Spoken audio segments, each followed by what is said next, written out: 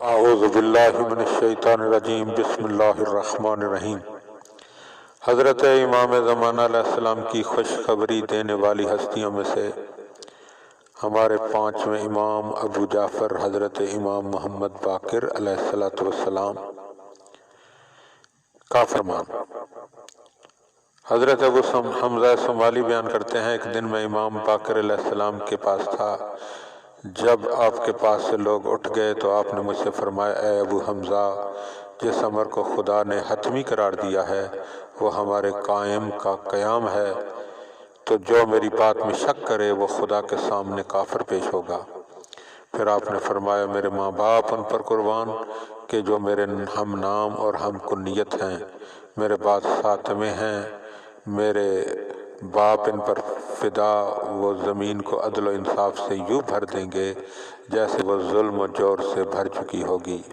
اے ابو حمزہ، جس نے انہیں پا لیا اور ان کے لیے وہ کچھ تسلیم کیا جو اس نے حضرت محمد صلی اللہ علیہ وآلہ وسلم اور حضرت علی علیہ السلام کے لیے تسلیم کیا تو اس پر جنت واجب ہے، اور جس نے نہ مانا خدا اس پر جنت حرام کر دے گا، اور اس کا ٹھکانہ دوزخ ہے، اور یہ ظالموں کے لیے برا ٹھکانہ ہے۔ ام ہانی ثقفیہ بیان کرتی ہیں کہ ایک صبح میں امام محمد باقر علیہ السلام کی بارگاہ میں تھی۔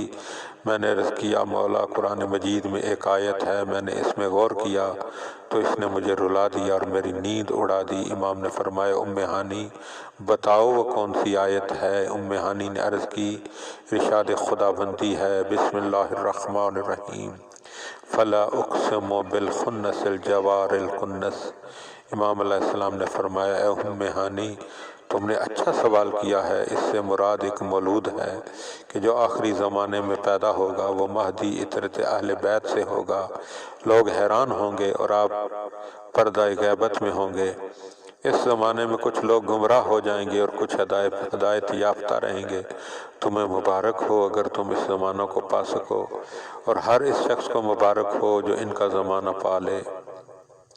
ابو الجارود کہتے ہیں کہ میں نے امام محمد باقر علیہ السلام سے نقل کیا کہ امام نے فرمایا کہ ابو الجارود، جب آسمان گھومے گا اور لوگ کہیں گے کہ قائم مر گئے یا ہلاک ہو گئے، کہاں چلے گئے، اور طالب کہے گا ان کا ظہور کہاں ہوگا، ان کی ہڈیاں بھی گل گئی ہیں، تو اس وقت مجھے ان کے ظہور کی امید ہے۔